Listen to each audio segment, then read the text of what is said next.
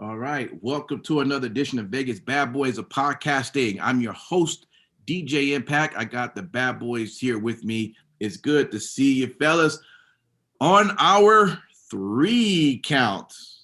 This is where we choose 3 stories this past week or so, take a look at them, discuss them, and get your thoughts on it. And if you happen to be online, you can let us know what your thoughts are on those topics as well. And hey, when we post it online, you can let us know in our social media what your thoughts on the topic as well. Let's start with our first count. This one is from CageSideSeats.com. And it's titled, "The U.S. Capitol Attack Took Its Toll on Pro Wrestling Viewership." And the story pretty much talks about the idea. First off, we know that you had 2 big shows going on, WWE NXT New Year's Evil, and you had AEW New Year's Smash going on. So great night to start wrestling's 2021 inaugural shows. Exciting to see. This was last Wednesday. And, what also happens that Wednesday was the teardown of our nation's capital. It was an event to see. Unfortunately, it was something that we did not want to see. A lot of people are, really was just struggling through that entire day of what are we viewing this? Why are we viewing this? And, it happened to come on a day why we are ready to enjoy another night of wrestling shows by our 2 favorite companies. So the article takes a look at the viewership and notice that the numbers dropped some for both. Now, AEW took a massive drop because, of course, the week before that was the Brody Lee tribute. So they took a very huge beat in that. And then NXT, they gained a few viewers there, but still the count overall was just low for wrestling. And what it comes down to is, hey, where did people go? What was on people's mind during this particular situation that it happened? The writer here actually says, hey, speaking for myself, I had no interest in watching AEW last night because I only wanted to know what was going on in Washington, D.C. If writing about AEW during Dynamite wasn't part of my job, there's no way I would have watched the show live last night because there was far more important things going on. So, fellas, I come to you here, and I let either one of you, I got 3 good questions, so whichever one you want to take here. Here's the first one. Why do you feel that many other wrestling fans just decided not to watch NXT or AEW live this past Wednesday night, knowing what happened? I'll actually go ahead and take that one. Sure. It's in the article that you linked. It actually does do a great job and gives us a numerical breakdown of every single show for each brand in 2020. Yeah. I think the thing that is very telltale is that, yes, AEW dropped from 977,000 to 662,000. But if you look at the demographic numbers, in the 18 to 49 demographic, there were 0.4 for the December 30th episode and 0.25 in the January 6th episode. Yeah. This is actually not out of the ordinary for AEW viewers to be watching something larger. Whenever there's anything more at stake, if there's any sort of a geopolitical event, anything that is more bigger picture, the AEW viewing audience tends to prioritize news coverage of that over AEW Dynamite, more so than NXT viewers. And, you can say what you will about, the audiences being different, but if we look at the numbers and we just compare facts, whenever there's anything that's going on, AEW takes more of a hit. But it did definitely suck for both brands on Yeah. Wednesday.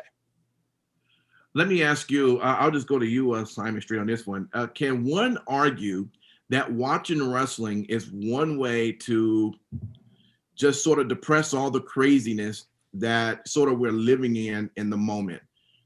Would you say that would be, or was it, or just what was happening was just too great to Uh, pay attention to that? well, I'm glad you narrowed it down to what happened this past Wednesday. I will tell you, not taking the fact that this happened in real life, and it is definitely will be an historical event, and the outcome of it will change things for a very long time. I'll say outside of that, if you look at it from what storytelling is, I think if any reason why people watched that day is because of the buildup. The buildup was looming before COVID. Then COVID hit. Then stuff was happening during COVID. And there's little incidences that are tied to it. Then we have the protests. Then we have more things, and you begin to see people, write things like, oh, Civil War is coming and whatnot. These are people just walk about in life who are kind of looking into this like, man, this is insatiable. The news, could this really happen? So I think whenever we saw it, the way it was filmed, the Capitol being, stormed the way it was and the way it was presented, I could see where most people would put the pause button on that night and be like, you know what, normally I would watch wrestling, but this, I just don't know what the heck's going to happen. Is this really happening? Because for most of us, when we saw it I think it started early in the morning, 10 o'clock, 11 o'clock for us, we at first like, what the hell? I mean, is this really happening? I mean, and then you just you're at a waiting game until the resolution finally came, 5 o'clock, 6 o'clock Pacific Standard Time, I think it was reported then. I do believe, and the reason why I had to go and preface what I said before leading up to it, a lot of people wondered if this was the domino that could push. Because at least it was presented that way, that it could be like huge, whether you find this to be true or not. I'm just saying.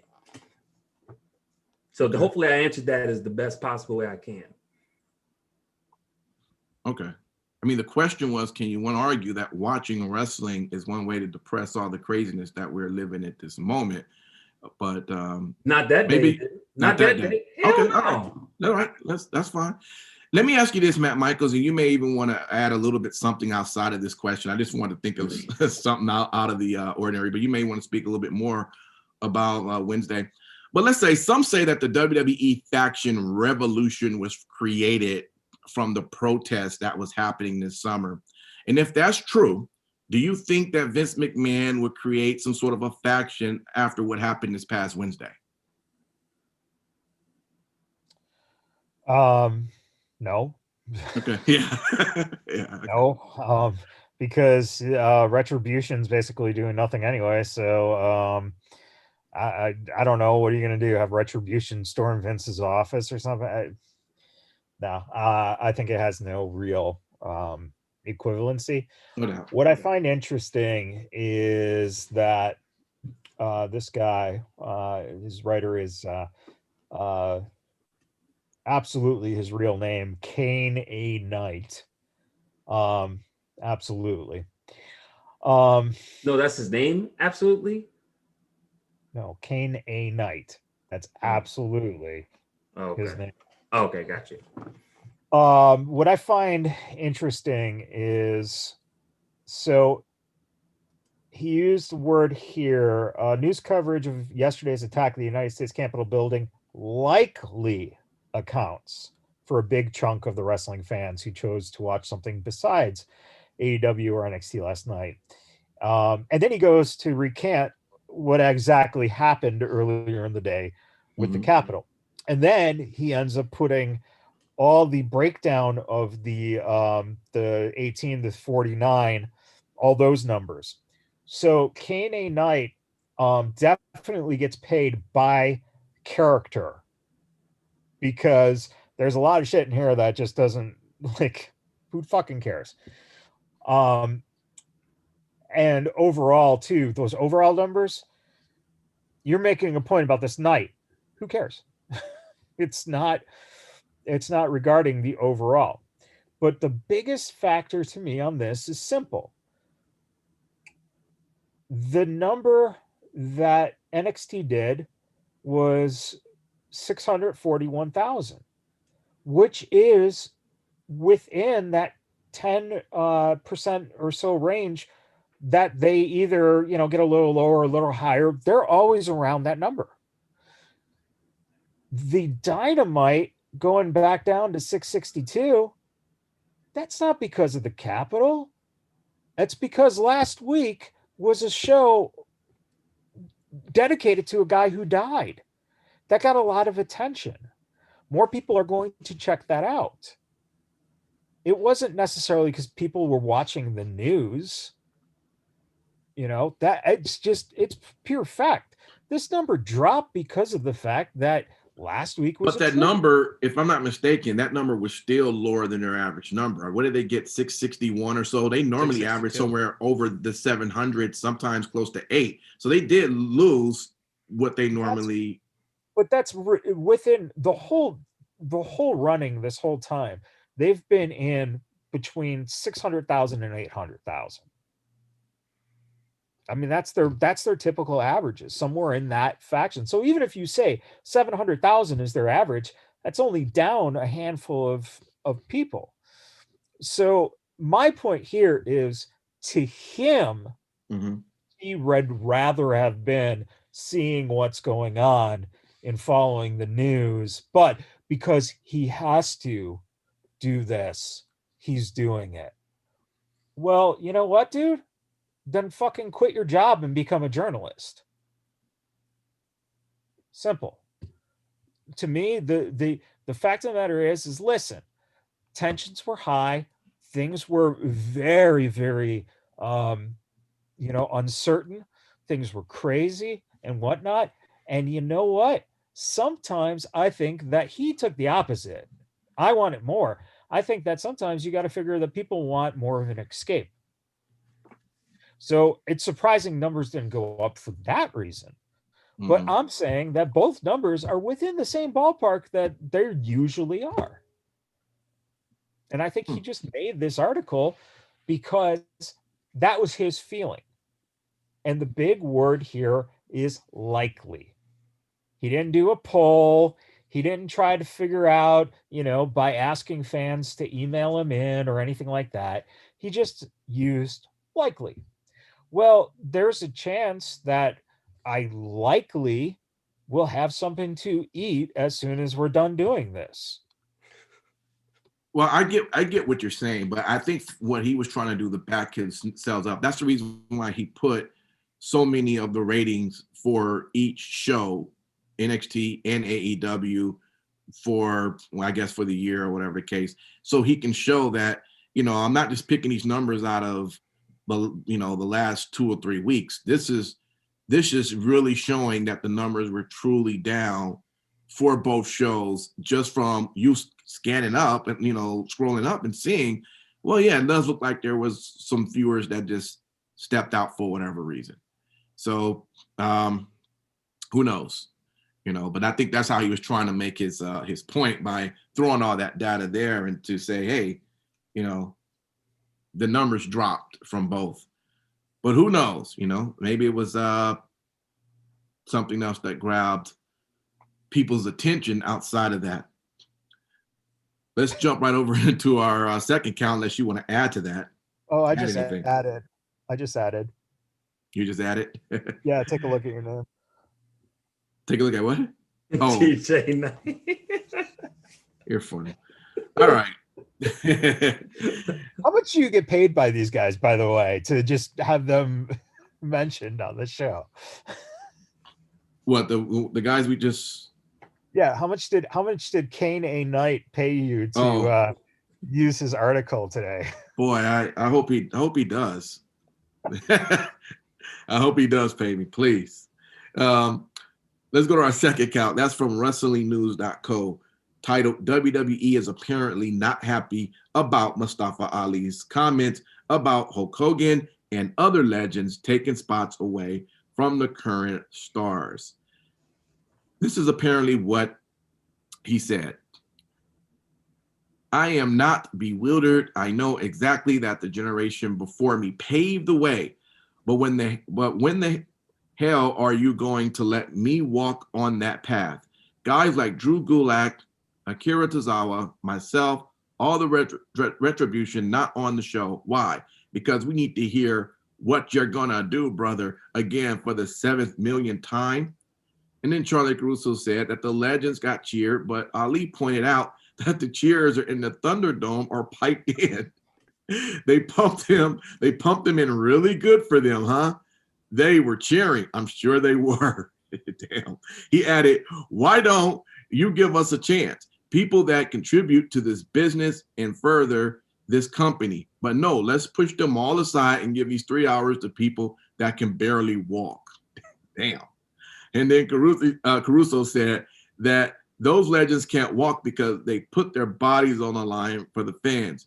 Okay. And of course, it just went on from that. The author of this article did say that the clip has been all over social media accounts, and that could be an indication that this is just a work shoot. So more than likely, hey, it is, but let's entertain it because it's a story. Let's go with it. Anybody agree with the comments of Mustafa Ali and what he said? Yes. Mm-hmm. Yes. Right. Yeah. Unequivocally, yes. Mm-hmm. Although I definitely think that it is 1000% work. I mean, they've got the clips posted to the WWE main branded social media. The Twitter too. They got them on their official Twitter. If they were upset about anything he said, then they wouldn't have those clips posted on their social media, on their main branded social media accounts. Sure. So I definitely see them just trying to use this as an excuse to feed the kind of like a CM Punk type of a vibe, or like he had a pipe bomb promo, blah blah blah, kind of a thing. I agree with what he said. And let's be real. We all know that Vince McMahon is the show is written for one man and one man only, and that's Vince. So nothing sees the airwaves that he doesn't clear. Right. So yeah, it's 1000% work. Let me ask you this. Simon Street. Let's assume this wasn't a work shoot, right? And WWE silenced him for some time. What would he have said, you would think, that would have made them angry? What in that he just said that they really did silence him. This was not a shoot. What did he say that would have pissed off WWE, you think? I mean, I would have said him saying something to the effect of they pipe in noise. Right. Like WWE hates when you point out strings on the visible puppeteer. Right. Yeah. That would have probably pissed Vince the fuck off. I could have just heard his ass. He said what?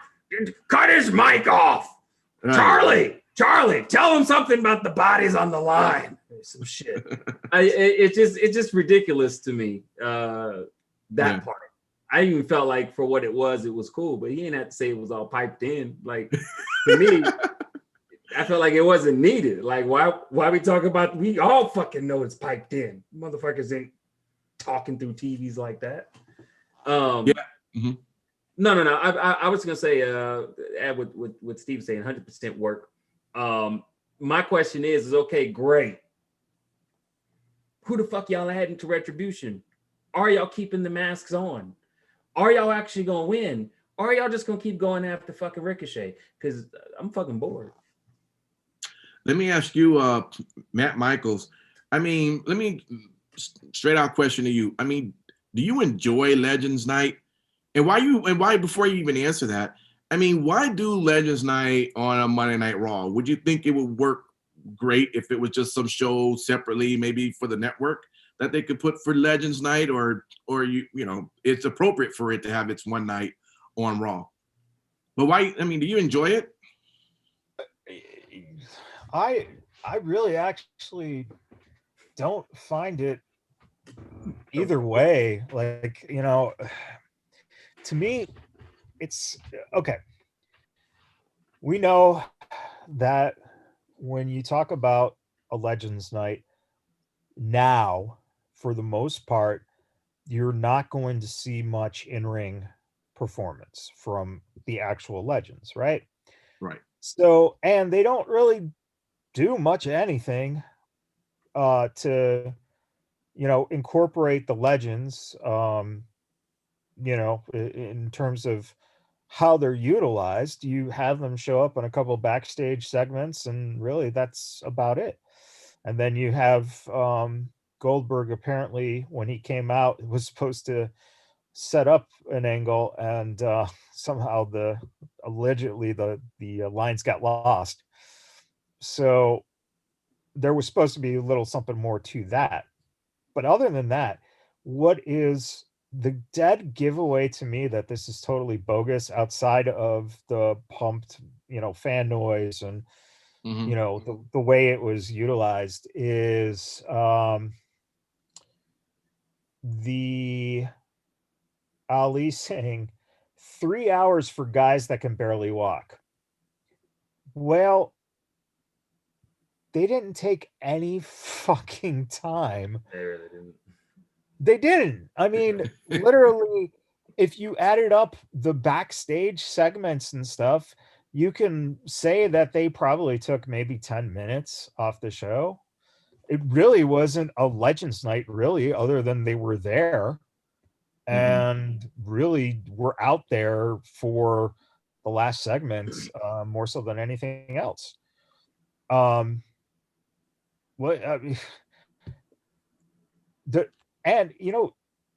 Actually, one of the things that, thinking back to Wrestling Talk, if you didn't listen yesterday to the podcast, catch up. But we didn't even bring up Ric Flair and Charlotte. I totally forgot. Oh yeah. Which absolutely, to me, was the highlight of the Legends Night. Was Ric Flair getting his ass handed to him by his daughter. Right. That wasn't exciting. Like Rick was kind of looking at old girl like, girl, let me pop a pill. Let me show you what I'm working with.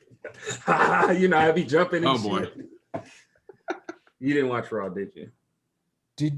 Did you just suggest that Ric Flair is going to fuck his daughter? I didn't say his daughter. But that's who we were just talking about, the conflict. I was not talking about Charlotte. I was talking about the other blonde. Well, actually, was there more than one blonde? I think there might have been. No, it was just that blonde. He questioned if I watched Raw. Apparently. No, I was talking about Lacey. Oh. Anyway. It was only part of the match. Well, apparently the part you focused on was Rick's. Hello. No, that was Lacey. She did a good job. Anyways. So I what? Again, I think that I look at this and I go, Mr. Paul Davis wrote an article here for WrestlingNews.co. Okay. Good for you, Paul.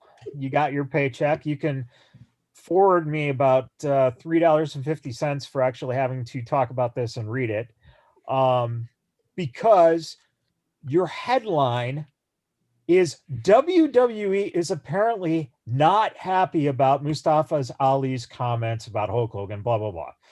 And then you go on to say that it was, essentially, you can check out the clip below via WWE's official Twitter account. And then, since the clip is all over their social media accounts, that could be an indication that this is just a work shoot. Mr. Paul Davis, it is an indication, and your headline is bullshit to get people to click onto it to fucking read it. Fuck you for doing shit like this, because you have absolutely no credibility when it comes to journalism. I will give Mr. Knight, that we just talked about, a pass where he wants to be a journalist. You want to be someone who fucking just gets hits so you get more money. Thank you, Mr. Davis. You know what's so scary Yeah. about Matt Michaels and how he just butchers the shit out and de-dresses these authors? I always wonder, is this what my college professors probably fucking do when they have to turn in papers? They're reading their shit and you're like, fuck you. I just wasted 5 fucking minutes of my life. Good day. Your Rubik's is 0, bitch. You got a fucking 40%. Like I could just imagine you being the professor. This shit is hilarious. Well, let's go to our. You never saw what my professors actually did to me. Oh shit! That I said in class. How do you mean that? Oh boy. Oh. Let's just say that my schoolwork was credibly to pass, but my words were very close to expulsion. Oh boy. Yeah. Okay. I don't hold it. I don't Imagine hold it back, that. though. I don't hold it back, man. When you see stuff like this, what really gets me mad is the fact that here we are, and we're just talking about it as fans, right? And we're using just a little bit of what we've experienced in our lives and our professions, whatever, to look at things and dissect them just a little bit. This person is actually getting paid fucking money to do this. If you can, anyone out there, if you know of a website that wants me to put out shit like this and will pay me to do it, please forward me the information. I will gladly take their money to fucking look at the WWE's website and just repost it with a different headline that will get you suckered in. Please. Gotcha. Let's go over to our third count.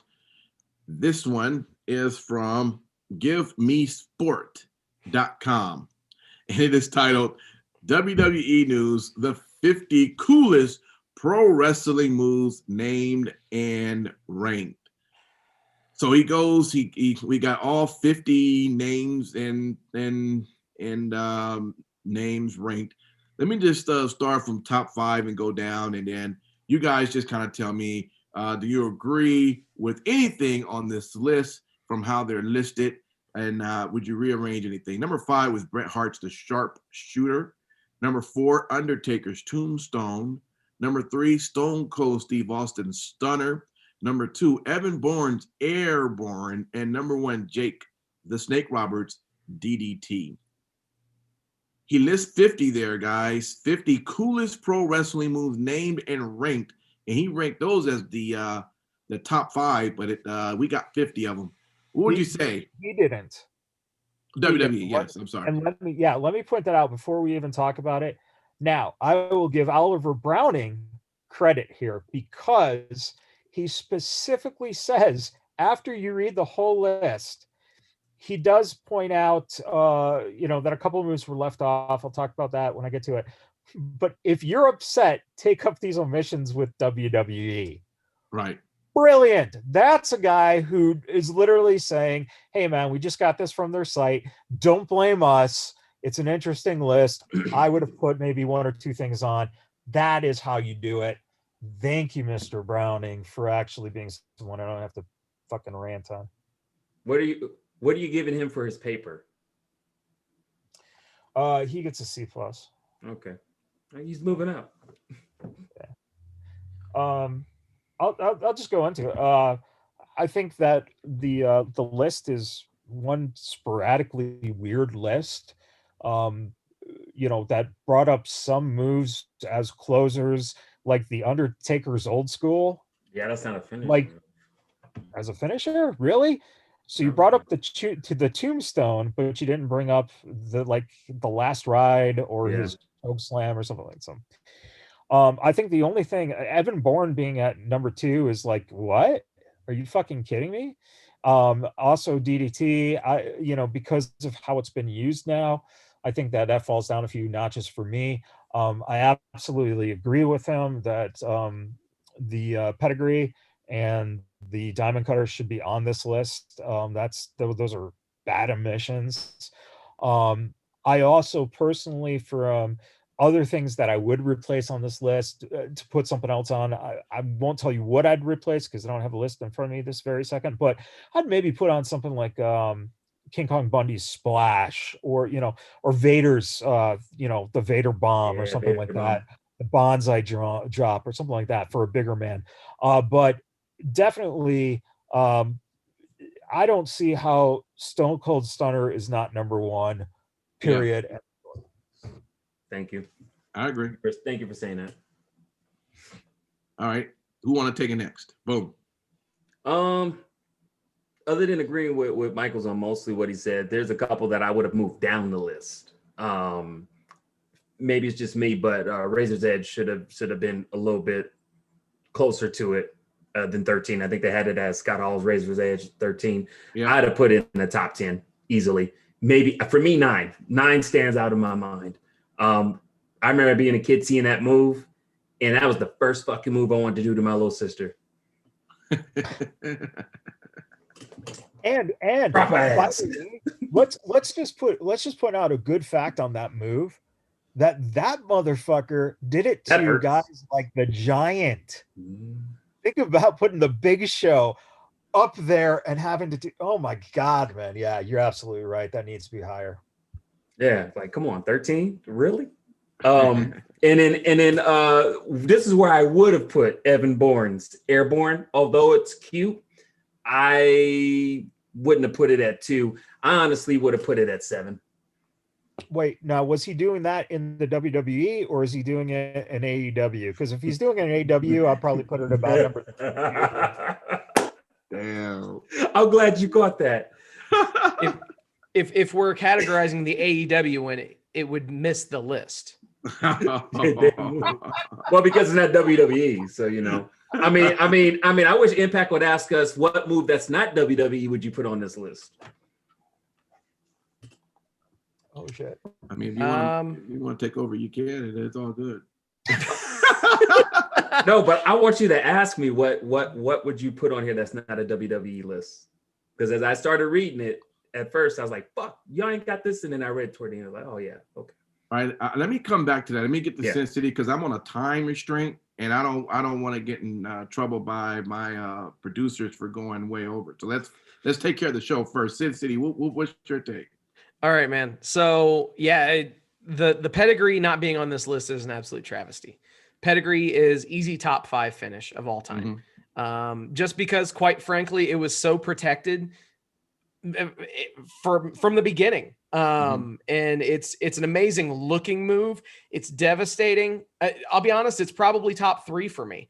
Stunner's number 1. I would put Taker's Tombstone at 2, and then I would put Pedigree at 3.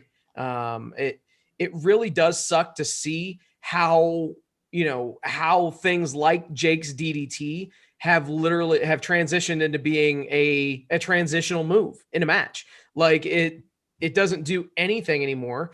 Anybody gets hit with a DDT, it's maybe a 2 count if you're lucky. Generally speaking, someone hits a DDT as a desperation move right before they start their comeback, and it doesn't even get a pinfall attempt. Right. It's disgusting, but I mean, that's the way that things have evolved. I do like what Moxley has done actually. And I know AEW, but I like what Moxley has done with having, his finish, the Death Rider, being an elevated DDT. I think that is essentially taking that move, revitalizing it. And I know that this is strictly WWE, but I'm going to go ahead and answer your question. That is the move that should be on this list that's not done by a WWE superstar, and that would be the Death Rider by Moxley. I also I don't know. Again, I don't have it up. Was the figure 4, was Ric Flair's figure 4 on that list? I don't remember seeing it. I don't remember seeing it. Believe it or not, no. And that should be on it. Ric Flair, get this though. Ric Flair's figure 4 is not on the list, but at 27 is the Bret Hart ring post figure 4. Right. And I get Sharpshooter. Great. Yeah. Sharpshooter's probably top 10. That's fine. But even putting Malenko's Cloverleaf on there, it's just like, what? Well, even like Eddie's 3 Guerreros, that's not a move. I mean, it's not a finisher move. Well, wait. Well, you guys, wait up. It's so it didn't necessarily say finisher. It just said the coolest pro wrestling moves named and ranked. Yeah, they did. So they don't have. that. So they don't have to be Yeah. finishers. What, Yeah, go ahead. really? Yeah. Yeah, Well, if that's the case, it then there's a actually lot in more. again in Oliver Browning's defense, it does say WWE Yeah. News the 50 quote unquote coolest pro wrestling moves named and ranked. Well, then that kind of sucks because then there's a whole bunch of other moves. Oh, yeah. that I would really put on as WWE, like Styles Clash. Without question. I'm just saying that has to be on the list. I wouldn't say top 10, but I would definitely say top 15. What else? They said, yeah, you're right. So that's the reason why you guys have those other moves on there as are not finishers. Yeah, and it does say we're not just talking finishers either. So as I read this, I misread that, thinking it was finishers. At the same time, some of this stuff, like again, Malenko's Texas Cloverleaf, really? So that's going to be on there, but Flair's figure four's not. Yeah. It just, or Arn Anderson's Spinebuster too. It's like, yeah, that was a good move, but I don't know. One of the things I was disappointed that they didn't do is they didn't put finishers going back to finishers like tag team finishers. So the Road Warriors, that clothesline off the top rope, or even the Heart Foundations. I mean, that shit was cool moves. And I can't believe Giant Gonzalez didn't make the list. Surprised. Oh, Michaels. Anybody else want to add to that? And before we say our goodbyes, I just want to add one. If this wasn't a WWE list of the coolest moves, I would say one move that would be for sure. I would put it at number 7. Okay. Petey Williams, Canadian Destroyer. Okay. That is one of the most coolest fucking moves. I thought that back in 2005, 2006, when he fucking did it, TNA, and I still feel like that today. I'd put that at my lucky number 7 on this list if it wasn't just WWE. I got you. All right. Specifically, Petey Williams. No, it was interesting too. Is they used Kane's choke slam, not Undertaker's, not Diesel's, which is surprising. Diesel's was really good too. Whoever wrote this list from WWE. Yeah, it just seems like they really just kind of threw together just kind of a list that they felt like was, hey, we'll just fill this space. Again, it just feels like space filling writing, when if you take a really hard look at some consideration, I think there were a lot of things, like they even put that Muda's missed. Like, is that a move? Or because if you're saying that, I could say, well, the Undertaker burying someone alive was a pretty good move. Right. Fuji, Mr. Fuji used to throw the fucking salt. Before the mist became popular. Yeah. I remember he had the salt and shit. Yeah. Yeah. Or like Andre the Giant farting on people in the ring. I mean, they wasn't a real move, but there's been documentaries about people saying he would do that shit on purpose. That's fucked up. You guys, just stand by me and understand that he literally just said there have been documentaries made about just Andre. I didn't say just that. I was saying they've multiple. Oh, it's particular to what I said. Okay, let me retract. Well, gentlemen, Eric has said that. That is our 3 count. Thank you guys for participating in our topics today. And what we're going to start doing is for you all that are listening, somehow maybe start to link some of these articles out for you, just in case you want to take a look at it. You may want to comment on it as well, and then we can also comment on our social media with what you have to say about it, and we can keep the discussion going. So we'll look to do that as well. But we thank you for listening to us tonight. Our final thoughts for the week It's always good to start off with our very own Simon Street. What you want to tell the folks out there?